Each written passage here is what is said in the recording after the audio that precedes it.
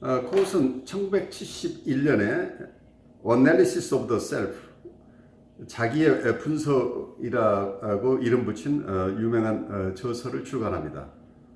이 저서에 담긴 새로운 사상은 어떤 분들에겐 굉장한 기쁨을 주어서 그분들의 환영을 받았고, 어떤 분들로부터는 맹렬한 비판을 받았습니다. 여기서 코웃이 주장한 자기애는 그 자체의 발달 경로를 갖는다는 그러한 이론은 새로운 임상적인 시사점을 가져다 주면서 동시에 이고사이클로지스트나 클래식한 정신분석의 아주 중요한 핵심적인 내용인 오이디푸스 컴플렉스 중심적 사고에 대한 도전으로 받아들여졌습니다.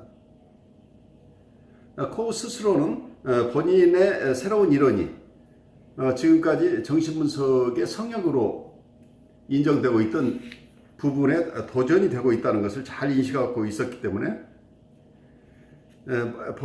본인의 생각은 정신분석학적 지식이 발달해 나오는 과정에서 생긴 어떤 발달의 한 과정이라고 이렇게 주장하면서 자신은 프로이드의 이론을 대체하는 게 아니고 프로이드의 이론을 보완하는 것이라고 자기의 입장을 적극 주장했지만 많은 분들이 코웃의 입장을 이해해 주지 않았습니다.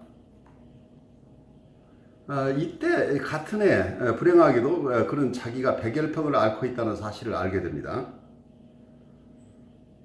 그래서 새로운 이론의 출판과 동시에 학계로부터의 큰 저항과 함께 자기 건강의 적신호를 함께 맞은 코웃은 어떠면은 그동안 전통적인 정신분석의 틀 안에서 자기의 이론을 조화스럽게 융화하려고 하던 노력보다는 자기의 이론을 명백하게 더 분명하게 드러낼 수 있는 용기를 낸 것으로 보입니다. 그 결과 1977년에 The Restoration of the Self, 자기의 회복이라는 또 하나의 책을 출간하면서 정신기구 심리학, Mental Apparaturs를 중심으로 하는 심리학으로부터 본인이 완전히 벗어나는 것을 선언합니다. 프로이드의 이론을 코웃이 끝까지 온전하게 버리지 못했지만 자기의 이론을 어떤 정신기구 심리학이라고 하는 주류 심리학으로부터는 명백하게 구별된다는 주장을 펼칩니다. 여기서 코웃의 이론을 조금 더 깊이 본다면 코웃은 이런 주장을 합니다. 본인의 이론은 경험에 가까운 이론인데 경험에 가까운 이론이라는 얘기는 Experience Near Theory라고 주장을 하는데 고전적인 정신분석 이론은 Experience Distant Theory, 그래서 경험으로부터 거리가 먼 이론이다, 이렇게 주장합니다. 코웃은 1959년부터 계속해서 정신분석학은 내적 성찰과 공감이라는 도구, 인트로스펙션과 엠퍼티라는 두 개의 도구를 가지고 이 두 개의 도구가 심리학적 자료 수집을 위해서 동원되는 도구이고, 이 도구를 사용해서 인간의 내면 세계를 연구하는 학문이 정신분석이라고 주장해 왔습니다. 그래서 심리학적 도구로서의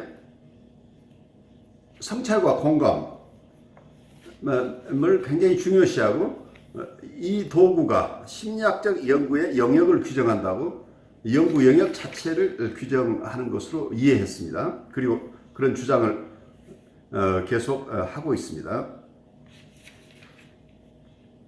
코웃은 공감과 성찰이라는 연구 방법을 토대로 발달된 자기의 이론을 아까 말씀드린 대로 경험에 가까운 이론이라고 부르는 이유가 있는데, 이 이론이 환자가 실제로 느끼는 경험에 대한 연구다.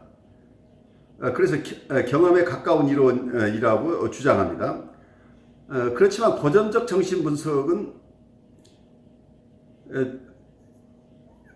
관찰보다는 코웃이 주장하는 어떤 경험에 가까운 이론에서는 임상적인 관찰을 굉장히 중요시하는데, 고전적 정신분석에서는 이러한 임상적인 관찰보다는 추상적 사고를 통해서 선출된 추상적 사고를 통해서 만들어진 이론을 중심으로 한다고 하는 점에서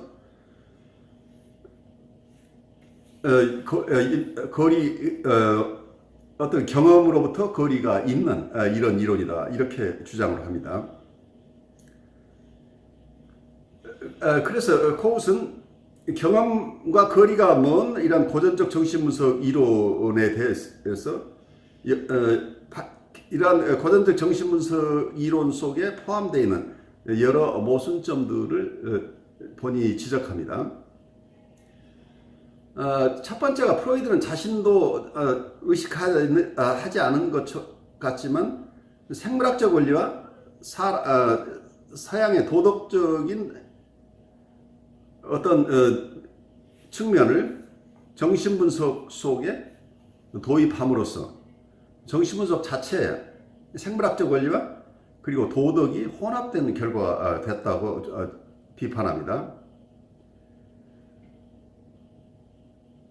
그래서 코웃이 볼 때는 프로이드의 이론은 본능에 기초한 역동 심리학은 생물학과 심리학을 결합시키려는 프로이드의 시도로부터 나온 것이다, 이렇게 보는데, 프로이드에게 있어서 역동은 인간 경험의 1차적 동기의 제공자이고, 그렇기 때문에 그의 이론의 핵심은 공감과 성찰에 의한 관찰이라기보다는 생물학적 사변으로부터 나온 것이라고 코웃은 주장하고 있습니다.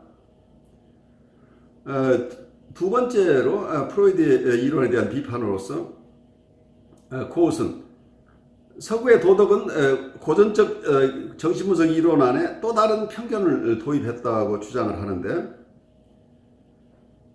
우선 정신건강을 원초적 역동에너지를 통제하고 바람직한 방향으로 인도해서 생산적인 힘을 배출하게 하는 것이라고 정의한다고 봅니다.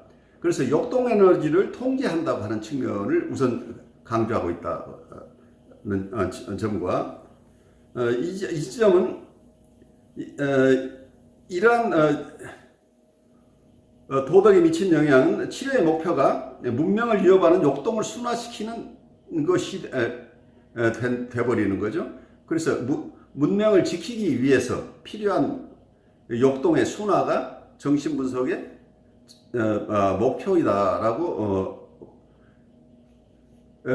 이런 결론에 도달하게 되는데, 이 부분이 코웃에게서는 코웃 입장에서는 이게 적합한 정신분석의 목표가 아니라고 느낍니다.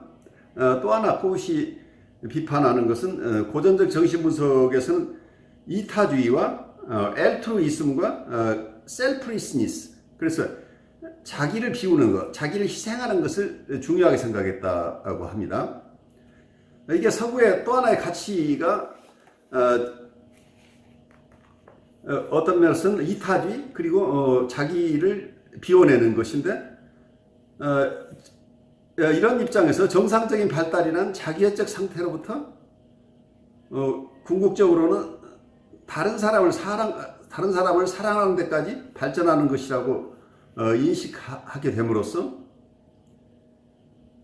이게 정신분석의 중요한 내용에 포함되게 됩니다. 이러한 도덕적인 관점이. 그 결과 건강은 자신에 대한 관심을 포기하고 자기가 없는 상태로 나아가도록 요구하는 것이다 라는 어떤 결론에 도달한다고 봅니다. 또 하나의 어떤 도덕이 정신분석에 준 편견 중에 하나는 독립과 자기 충족은 고전적 정신분석에 또 하나 내포된 서구의 가치 기준이라고 봅니다. 여기서 인디펜던스를 강조하고 셀프 서피션시를 강조하는데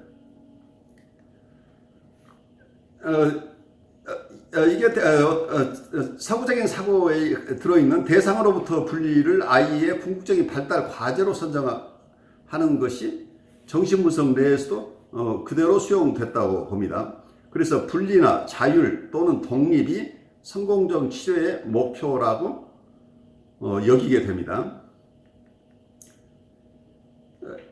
그래서 이 부분이 오이디푸스 컴플렉스라고 하는 이론 속에 이러한 도덕적인 여러 가지 편견들이 들어와 있어서 우리가 처음 봤던 생물학적인 요소와 도덕적인 요소가 정신분석 속에 들어와 있어서 고유한 정신분석의 영역에 다른 학문이나 혹은 다른 사회적인 규범, 가치, 도덕 이런 것이 들어와 있어서 순수한 정신분석을 흐리게 했다는 비판을 하고 있습니다.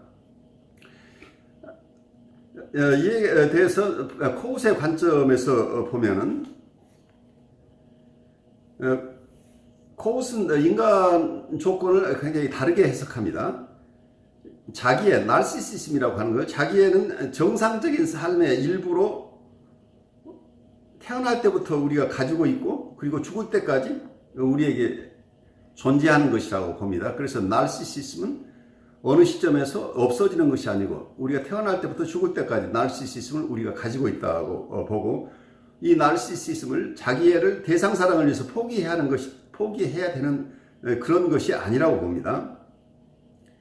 그래서 코운 입장에서는 자기애는 자연스러운 발달 과정을, 독자적인 발달 과정을 가지고 있으며 궁극적으로는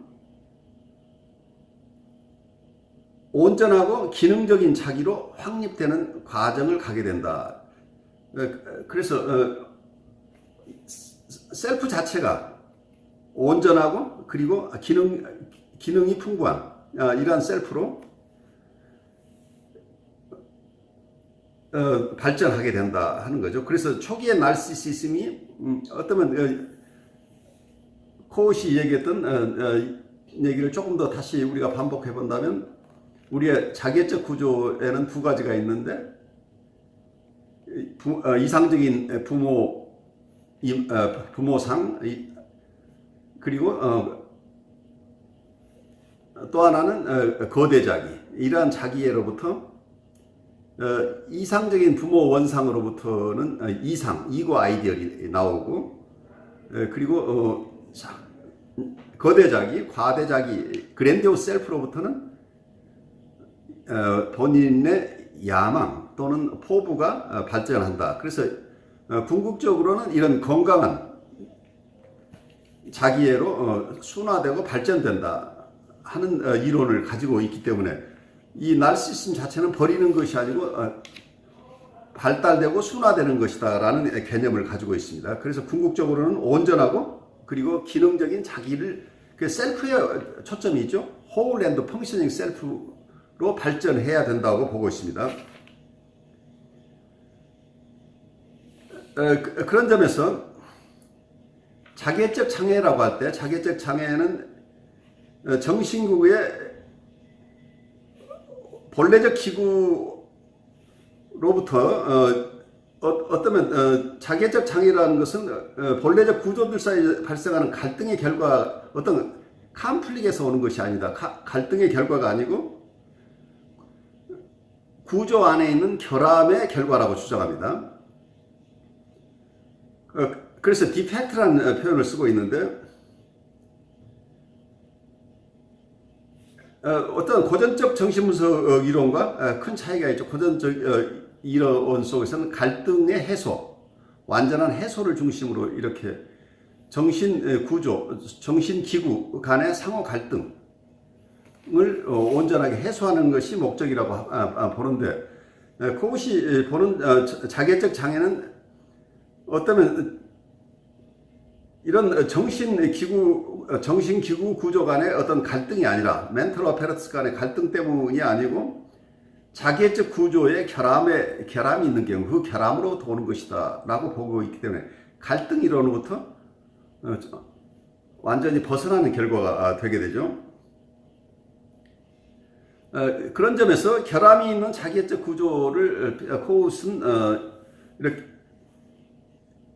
설명하면서 초기에 어떤 프라이머리 디펙트가 있다고 1차적 결함이 있게 되는데 어떤 이 결함이 있는데 그 이후에 이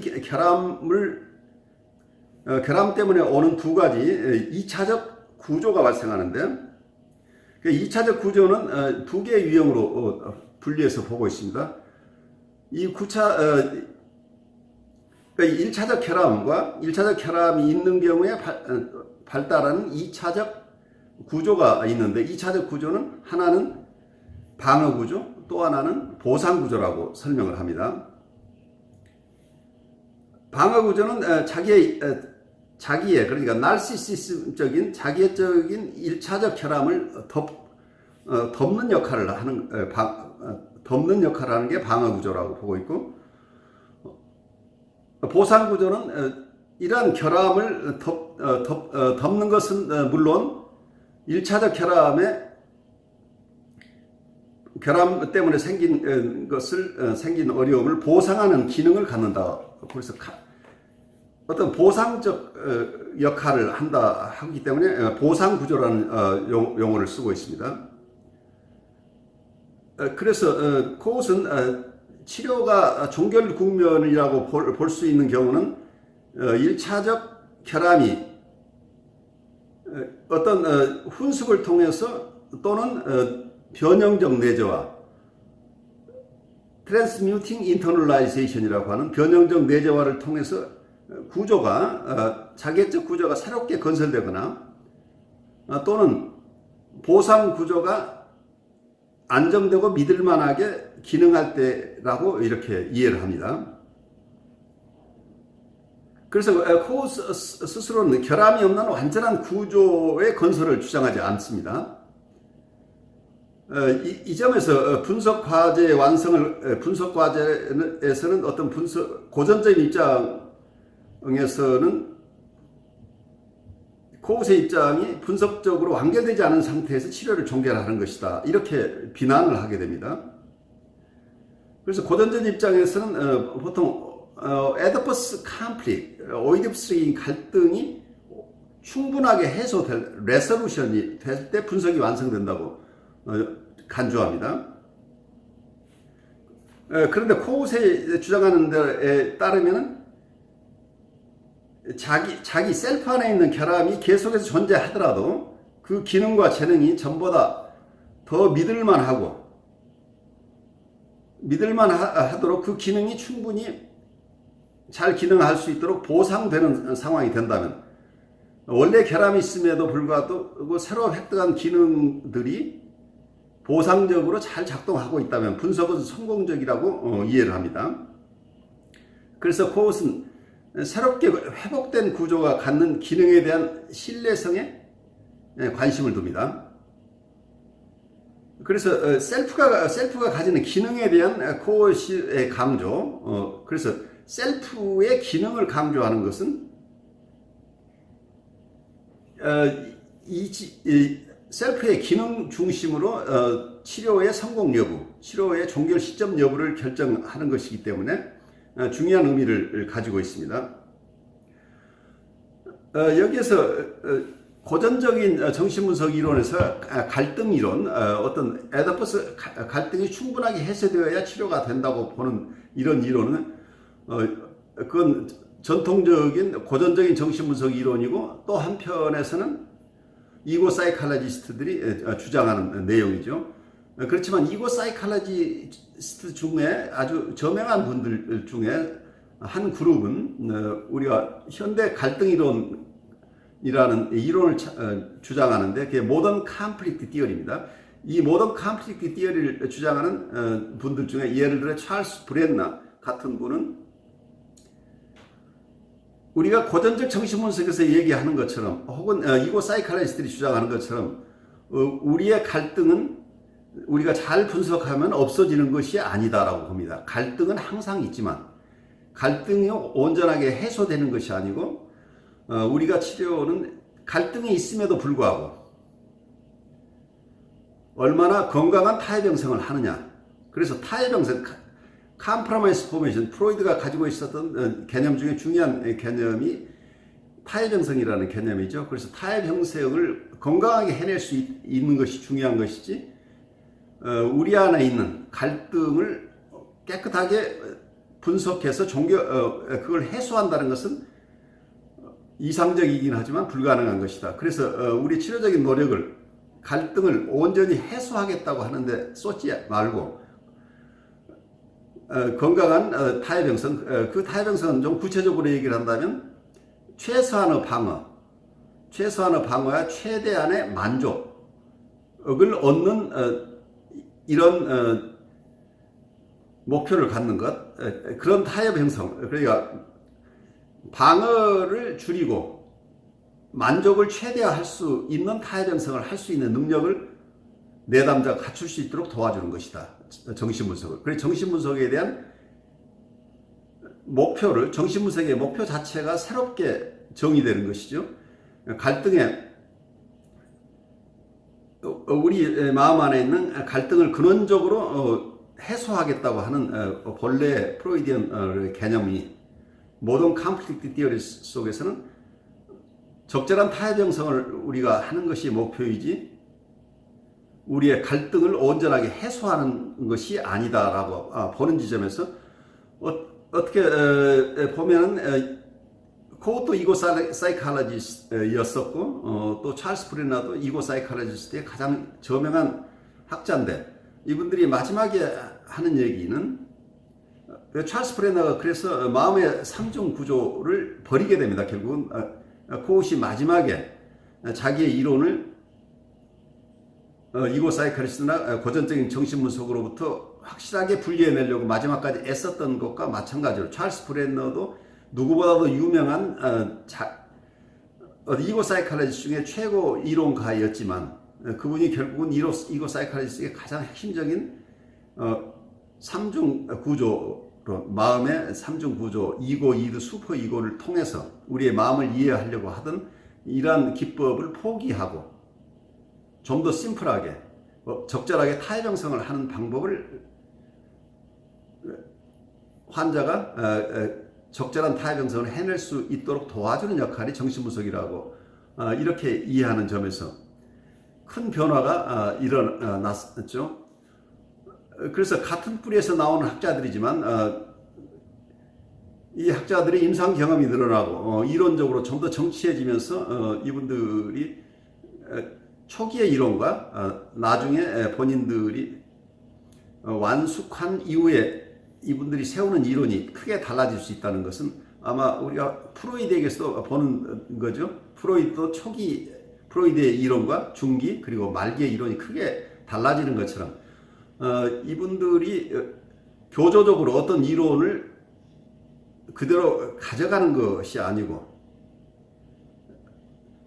과거에 자기가 주장했던 것이지만 새로운 임상 상황에서 오류가 발생된다면 그것을 바꿀 수 있는 어떤 용기가 있다고 하는 게 이게 참다운 과학적인 태도라고 우리가 이해할 수 있겠죠. 그래서 이분들 모두가 굉장히 훌륭한 과학적인 태도를 가지고 새로운 이론을 창안한 분이라고 우리가 그렇게 이해하면 좋을 것 같아요.